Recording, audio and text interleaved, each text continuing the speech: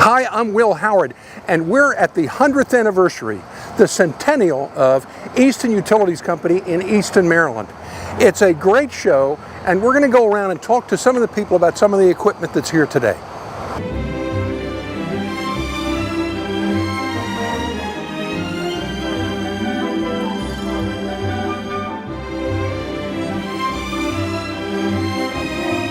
We are with Denny Clow, and Denny, you've been here for 41 years. Yes, I have. Good for you. That's terrific. Now, can you take us back to some of this equipment as we zoom in on it here? Yes.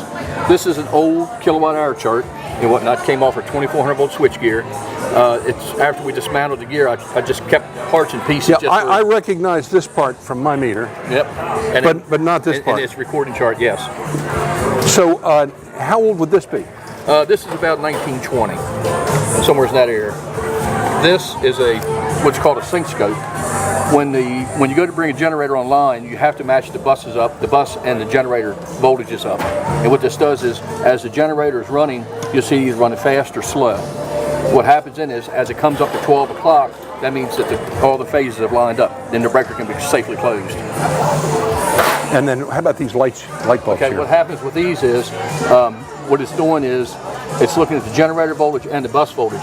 What happens as this hand goes down and it goes out of phase, those lights get real bright because they're out of phase. It's kind of just a visual indication you're not in phase. And then as it comes back up and around, you'll see the lights go out. I'm not sure I'm bright enough to know what out of phase means. On the generators and their bus, we have three phases, basically A, B, and C. Okay. And what you got to do is you get all three phases lined up. If you try to put it out of phase, you'll have a dead short. Wow. Okay, and then how about these two are just test meters. This is a milliamp meter. It's an old Weston #1. And how old are these? They back actually probably the 1890s to 1900. So they would hook up wires here to this, and that's how it worked? Yes, and this is for test purposes. This is an old, same thing, Weston #1, but this is a voltmeter. This is an old... Pick it up so we can see it. Ever Ready, a little amp meter for testing. Ever Ready, like the batteries? Like the battery. It dates 1910. Yes, it's got to get the same kind of logo on it. Mm-hmm. This is just one of our old AC amp meters we took off. Again, it dates back about 1911, and it had marks on it to show you where the normal generation was, or if you went to an overload. So it was just marked with a little bit of tape just to show you what was going on. This one was a feeder for the feeders. This was generation, this was actual feeder, and basically it ran across this way. A feeder to describe? Going to a customer. Okay. Leaving the power plant goes out to the customers. Now, how many customers did you have back in these days? I'd have no idea. Probably just, we'll find out later on. Yep. This is a kind of interesting thing. On our old 2400 volt system, it's called a delta system, which means it doesn't have a ground reference. Show the camera. Okay. And if you can see it, you can watch the eyeball move. When there's no grounds on the system, the eyeball would be in the center. But what happens when you got a short, it would pull it to the direction the short was. So you know you had a problem on the system. Well, you didn't deal with this stuff.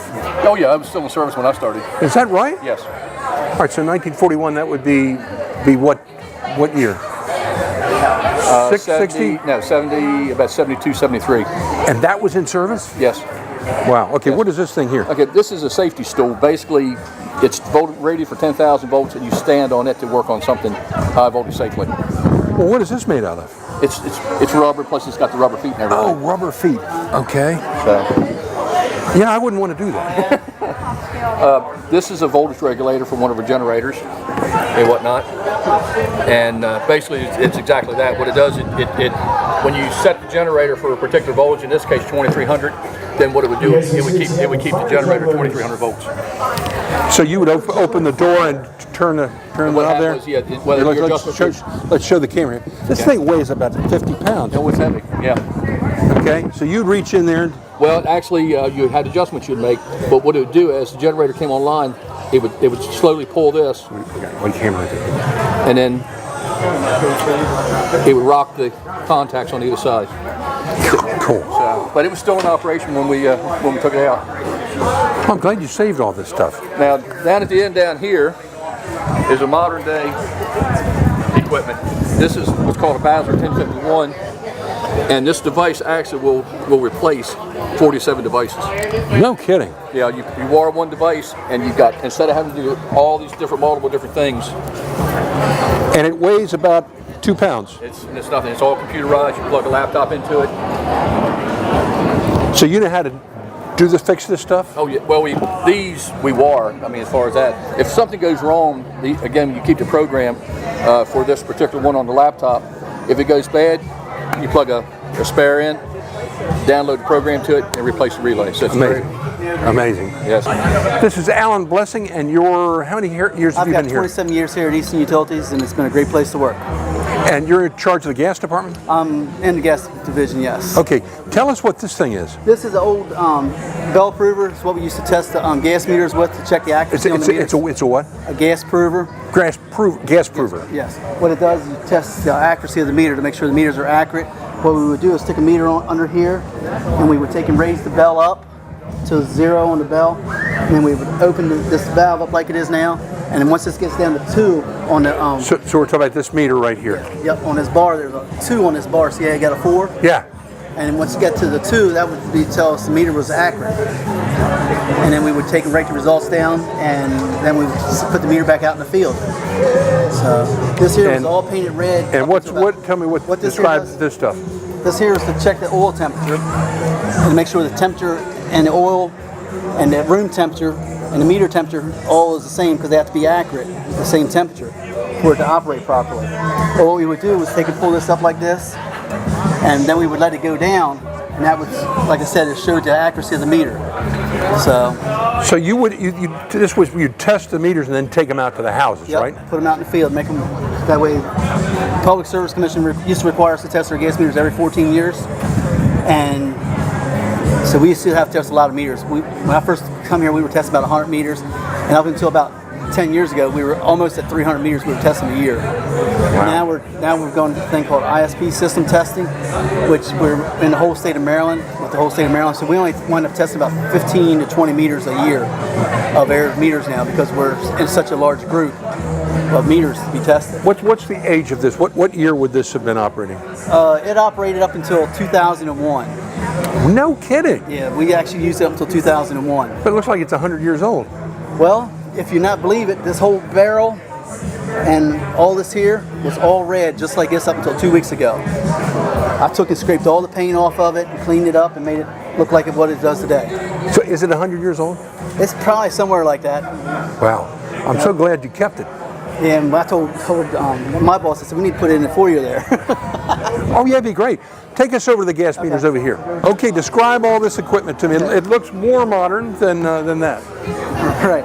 This meter here is, from what I'm understanding, is a very rare meter, because it's got the glass front on it, a very ornate diaphragm and metal work and everything in it. It's a lead meter, and what it did, all the gas companies that we've had come down, show us the meters and everything, they say they've never seen a meter look like this. Lean it over so the camera can look in here too. Okay, tell me about this one. All right, what this meter is a coin-operated gas meter. When the customer wanted gas, he would take and put a coin in here, and then drop it down, and the gas would automatically start going in. And once that gas was used up, it measures so much gas. And once that gas was done, then you would have to put another coin in and get more gas. So that looks like a quarter slot. Quarter or nickel or whatever it was. So what year was this? I really don't know. It was probably in the early 30s, maybe 40s, something like that. So somebody had to run out their house in the middle of the night. Actually, these meters used to be in the houses. Oh, inside the house? Yeah, a lot of gas meters, when I first come here, a lot of the gas meters were still in the houses, and now we've taken them outside and all that.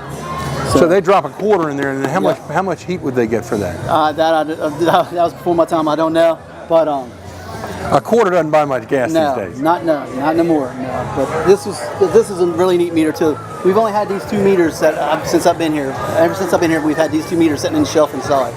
I'm so glad you saved this stuff. All right, what we got here? All right, what we got here is a regular household-looking meter. This here would be your line coming in, the gas pressure coming in. This is your shut-off valve here. That way, we can turn the gas off and lock it and all that. This is a gas regulator. This has got like maybe 60 pounds coming into from the street. This here breaks it down to like inches of water column, 1/4 pound pressure. Then it goes into your meter, and it goes in, and then it comes back out this way and goes into your house. This is a typical meter set on most houses nowadays.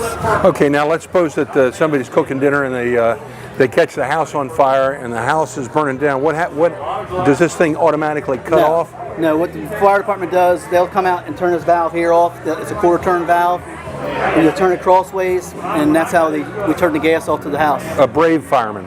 Well, I've done it too. You have? Are you a fireman too? Yes. Yep. But this here is basically, we have a lot of people say when they get a smell gas call or their meter's making a noise, 9/10 of the time when they say their meters are making a noise, it's the regulator singing. What it does is when a gas is going through your meter, this meter regulator creates a little bit of a noise. And a lot of people don't realize that, so, and then we go out there and we explain to them what that is. So. Okay, well, how about these next items right here? Okay. This meter here is just a meter that we've cut apart, so you can actually see inside the meter, the diaphragms. Yeah. Cool. And what this does is you turn this here tangent in here, and you can see the bellows moving in and out. Yeah, let's show that to the camera. Okay. You can see the bellows turning and going in and out. That's the gas going into the house. And this is contemporary. This is today. That's doing that? Yep. That's what's in this meter right here. Oh, isn't that interesting? Yep. So we were actually going to try to have it hooked up so it would pass gas, and run air through it, but it wouldn't work. So we did it like this. So how often do you have to replace this rubber? Most of the time we don't. If the meter stops, we'll just take it and send it out, get it check the test and everything. If it doesn't pass the test, then we junk the meters. What we got here is a brand new meter. It's a sonic meter, a sonic gas meter. What does sonic mean? It's like the ultrasonic, like airplanes, how the speed of sound. Yeah. That's what the gas goes through, and it goes through a little tube inside here, and it hits a mirror. And when it goes through that mirror, a mirror. Yes, sir. And then it comes over here and hits the mirror on this side. And what it does, it goes through so fast that it picks up it's just like sonic, airplane speed of air and everything. And that's how it picks it up. It just calculates it inside here. So, and there's no moving parts in here? There's no moving parts in this meter at all. We're with Jamie Whitby with the water department at Easton Utilities, and this is the first. Correct. It's the first standpipe for the water storage tank for Easton. At the time, it was Easton Water Works. And what's the date of this? 1886. 1886? Yes. And here's a photograph of it today. So make sure you check them out. It's the oldest one in the country. The oldest one in the country? Yes. Now, it's of course it's still standing. Still standing. You've taken down the other big ones. Right. It's disconnected from the system. It's stored with half water to keep it stable. And it's pretty much we have to keep it up and maintain it for our history. Well, it's neat. How many gallons did it hold? It 84,000 gallons. 84,000 gallons. And the one we have now we got two 1 million gallon tanks. We're with Hugh Grundon, who is president and CEO of Easton Utilities. Happy birthday. Well, thank you, Will. 100 years. 100 years. And it has been a very interesting 100 years. Now, we could talk a long time about history, but let's just talk about your celebration that's going on right now. Great. Well, there's very few enterprises that reach the century mark. You're right. So we thought it was entirely appropriate to have an open house and invite the community in to see what we do, some of our equipment, and meet a whole lot of our people who are working here today. That's for sure. How many employees do you have total? We have 131 employees. That seems like a small amount for all that you have to do. That number is not dissimilar to what we had 25 years ago. No kidding. And we've deployed a lot of technologies, as most businesses have, to reduce the number of people that are needed. But it's a fairly small group, a thin bench, if you will, but a very committed group of people. Well, you have so many different tasks. Go through them with me. We do. Well, as you know, we operate the electric, natural gas, water, wastewater, cable, internet, and phone business. Okay, so the electric was first. No, actually, when Martin Higgins had the commission established in 1914 through an act of the legislature, the focus then was the water business. And they bought the Easton Water business, and in 1915, they purchased the private electric plant because the service was just so terrible. And Martin Higgins said that is not, the citizens are not going to tolerate that level of service. And he endeavored to just do it himself. That's great. Now, I remember the old gas plant downtown, so that started it.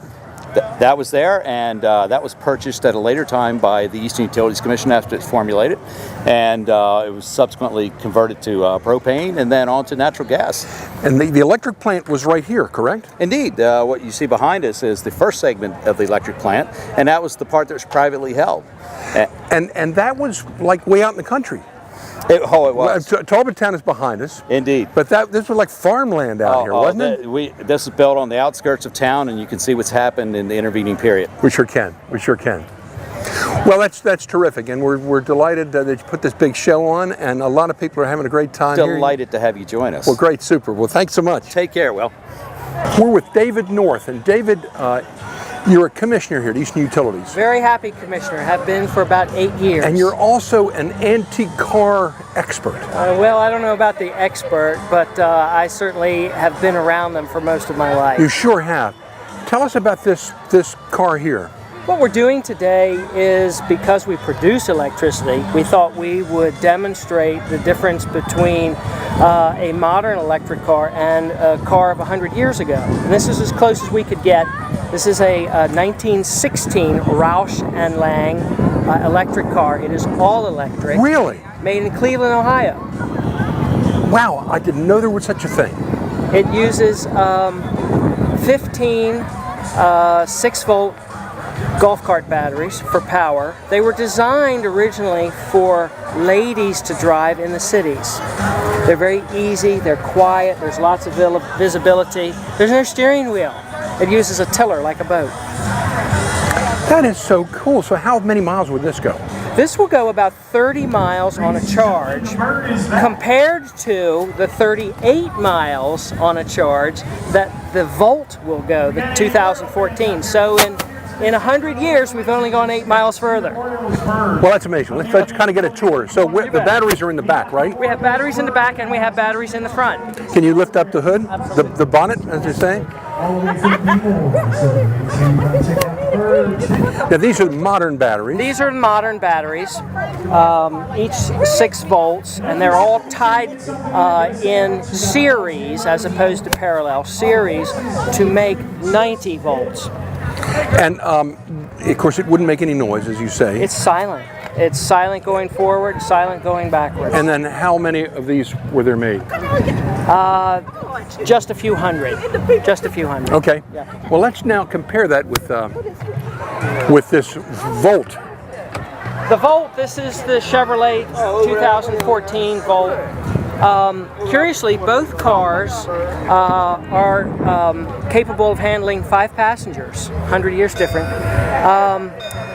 This car weighs about almost 3,800 pounds. The Roush & Lang weighs about 3,500 pounds. So this is only about 300 pounds more. That's amazing, the similarity in 100 years. Yeah, very similar. You know, basics are basics. Now, is this gas and electric, or is this strictly? This is a hybrid, so this has gas and it can drive on gasoline, and the gasoline engine can also act as a generator to promote the length of distance for the electric batteries. But if they're used solely electric, 38 miles is about. And this is the charging station here. This is the charging station, Will. That is the charging station of the future. It looks like a gas nozzle. Yeah, it does. And it would go, rather than in the back where the gas goes, it goes ahead of the driver's door. And you say this would go 38 miles on a charge. On a charge. And then how long would it take to charge in this particular here? You know, there are short charges and long charges. I think the recommendation is a long charge, which I would say is overnight. A short charge is a couple of hours. A couple of hours. So if this were hooked up to Easton Utilities here, somebody would have to park here for 2 hours. A couple hours. So they'd go over and maybe have a long lunch. They can have a long lunch. Now, can I show you a charging system of 100 years ago? Yeah, I'd like to see it. Okay, we're over here. Okay. This is the equivalent charging station of 100 years ago, where they took 220 household volts and drove this monster electric generator to charge 6 volts of direct current. Each one of these batteries, which by the way, each one of these is about 100 years old. They were glass originally. I can see the glass here, yeah. 2 volt, 2 volt, 2 volts makes 6. So 100 years ago, it took this big machine to charge those batteries. How long? Overnight. Okay. Overnight. Now, as time progressed, the batteries got more efficient and got smaller in size. So you take the same 6 volts, 246, and now you have 246 here. This is a battery that was designed about 75 years ago. Wow. And is still a current model. It's used in tractors and industrial applications. Today's very super slick, small, tight, tidy battery is this tiny one, which is about half the size of this. All of these are lead acid. This is lead acid also, but there's no liquid. It's in a glass mat. So if it turns over, it doesn't spill. So this little battery does the equivalent of that, does the equivalent of that. And today, you will use a tiny little charger like this that you plug in the wall to replace this. That's amazing. That's Isn't it amazing. terrific? Now that's the horn we're hearing behind That's the horn of the Roush & Lang electric car. Well, they had to use horns probably because nobody could hear them coming. Well, you can't hear them coming, and in those days there were very few stoplights. Right. So Yeah. when you came to an intersection, you had to announce yourself. Well, good afternoon. It gives me great pleasure to be joined by a friend of Easton Utilities, Comptroller Peter Franchel. Mr. Comptroller's been a very strong supporter of ours for a number of years. Most recently, I saw him speaking with Rudolph over the Christmas break, so I think he enjoyed that as well. But certainly has been is a good friend of Easton Utilities. Without further ado, I'll turn it over. Hugh, thank you very much. I'm delighted to be here with, gee, I see the Oriole bird over there. Stayed up late last night and watched the O's win, so it's good to see the bird here also. And I'm delighted to be here with Hugh Grundon and Jeff Oxnam. Tim Wyman, the chairman of the board, who's standing over there. Tim, come on up here, because I just want to salute the employees, wonderful men and women work for Easton Utilities, and thank them for their customer service. Thank them for just being a great member of this community, showing that government can work in public partnership with companies and deliver what customers and clients need, which is just plain good old-fashioned common sense and good customer service. I'm delighted to salute you on 100 years of existence. I hope there's another 100 years coming up of innovation, technology, service to the community. I'd like to present this certificate on behalf of the state of Maryland to the Easton Utilities Commission in celebration of your centennial anniversary, Hugh, marking 100 years of providing reliable and affordable service to Easton and the surrounding community, with special appreciation for your commitment to your clients as well as your civic engagement. Best wishes for a successful second century, presented this 10th day of May 2014. Congratulations. We are with Easton Fire Chief Sonny Jones. This is a magnificent piece of equipment. Is this brand new? It is brand new. We're very proud of it. So it's a 2014. Yes, sir. Now, how tall, how far up does that go? 100 feet. 100 feet. Now, the tallest building in Talbot County is like 50 feet. Is that right? Approximately, yes. The Tidewater Inn. Yep, that and some parts of the community center are tall. Well, it's a wonderful piece of equipment. And did you trade in the old one? We're going to sell the old one. It's actually, the vehicles are owned by the town, so the town will have to sell it. And what will you get for it, and what did you pay for this? The old ladder truck is approximately 24 years old, and we're hoping to get its market value, which is anywhere between $75,000 and $125,000. That being said, the new ladder truck is $1.2 million. Yeah, but it's got so much more technology than the other one did. Yes, it does. Absolutely. Okay, and tell me about what we got here, and then we're going to work our way up to the front. Maybe we'll hop inside. Sure, absolutely. This is what we call an aerial tower, and basically it can perform the functions of a normal ladder truck, to rescue people, to elevate a water stream, to put fires out in taller buildings. It also has the capabilities of having personnel inside the bucket, which you see at the very top of the ladder, that can control the operations of the ladder, can make rescues, can direct water streams into windows or through the roofs of buildings. And you couldn't do that on the old one. We can do that on the old one, but this one just has the capability of doing it better, more better, safer, with more personnel. Does this carry any water? It does. It has approximately 150 gallons of water just to prime the waterway. Its function would be to set up with a supply hose from another fire engine or from a fire hydrant. The pump would then boost the pressure up the ladder and then out the nozzle. Well, you have a truck that's just filled with water. How much water is that? We have several. Our tanker truck is a tractor-trailer, tractor-drawn tank truck, and it carries 6,000 gallons of water. We use that when we have fires outside of a hydranted area. How much time would that give you on a full high-pressure hose? It depends on how much water you're flowing. If we have a major building fire that's not in a hydranted area, we could flow 1,000 gallons of water a minute. So that tank truck would last us 6 minutes, and then we'd have to look for another source of water. Amazing. Let's go up and check out the front here. So it carries how many firemen? 6 firefighters. Well, this is incredible. I feel like I'm in a really super high-tech airplane or something here. It's almost like the cockpit of an airplane anymore. It really is. A lot of technology involved. Tell us what you got here. Well, this is basically the heart of the operations center of the fire truck. This is where the driver, we call engineer, sits. He or she is responsible for not only safely driving the fire truck to an emergency scene, but also the operation of the ladders, the stabilizing jacks, to make sure basically the overall operation of the truck is done properly. They have everything at their controls here to safely operate the fire truck and get it to the scene. Once they're at the scene, they have the ability then to go out and operate the controls that operate the stabilization jacks and the ladders. One of the unique features we have here, this camera I have here in front of me, in older fire apparatus on tight streets where vehicles are parked very closely together, you had to kind of eyeball where your stabilization jacks would go because they come out several feet on either side of the truck to stabilize the truck when the ladder's raised. You had to kind of eyeball that before. You didn't have a real good marker, and sometimes you would have to make several attempts to get it in between parked cars. The camera system we have here is actually on the outside of the truck, and it's at a set angle, so we can actually look on the screen and see exactly where those outriggers, those stabilization jacks, will go right from the cab of the truck without having to reposition. It saves a lot of time, especially if there's a rescue or a serious fire involved. So we can see right where they'll go right here from the cab of the truck. Do you drive this?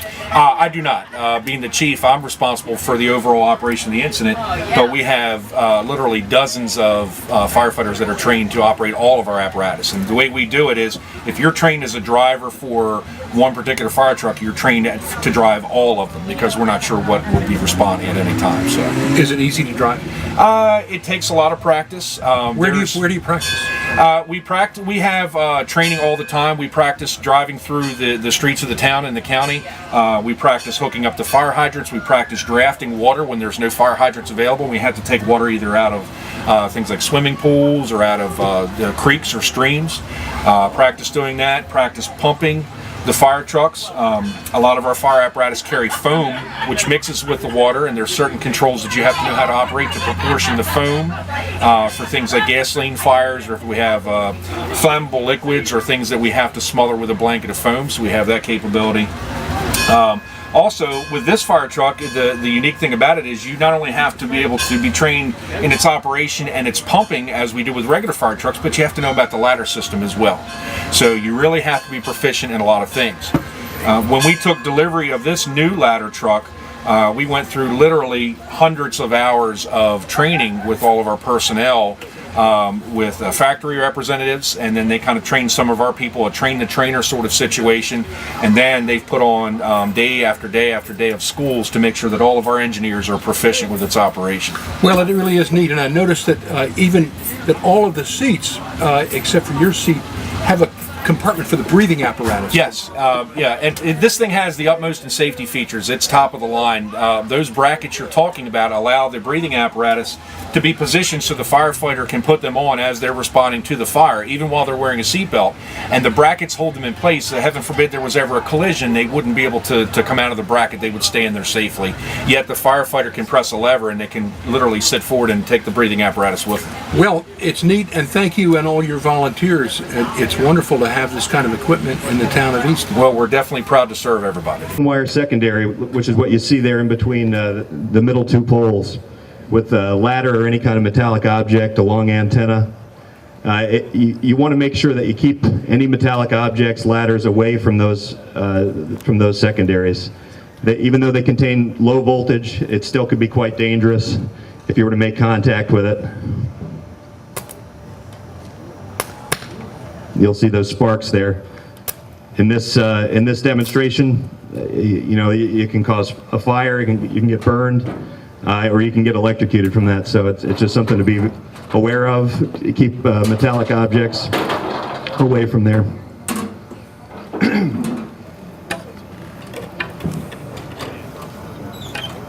Next thing we're going to show you is above the open wire secondary. We've got our primary voltage. In this case, this trailer is energized to 7,200 volts to ground.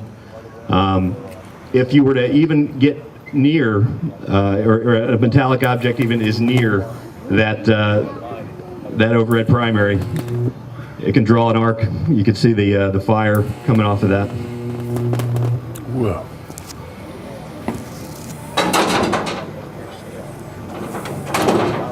Another thing we want to remind people, many people think that wood is an insulator, and in some cases it is, but especially at high voltage it'll still conduct current and conduct electricity.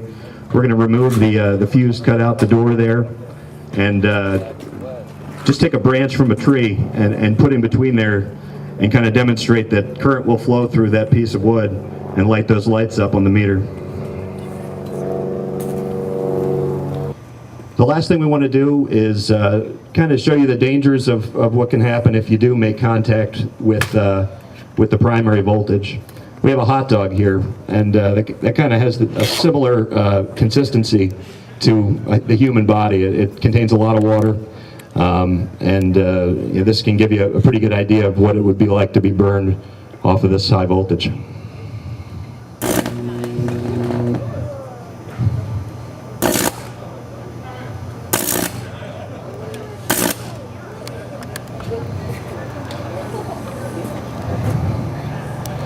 So you can imagine you wouldn't want that to be your finger, that's for sure. This is Will Howard in the old 100-year-old electric car at the Easton Utilities plant for their centennial, signing off.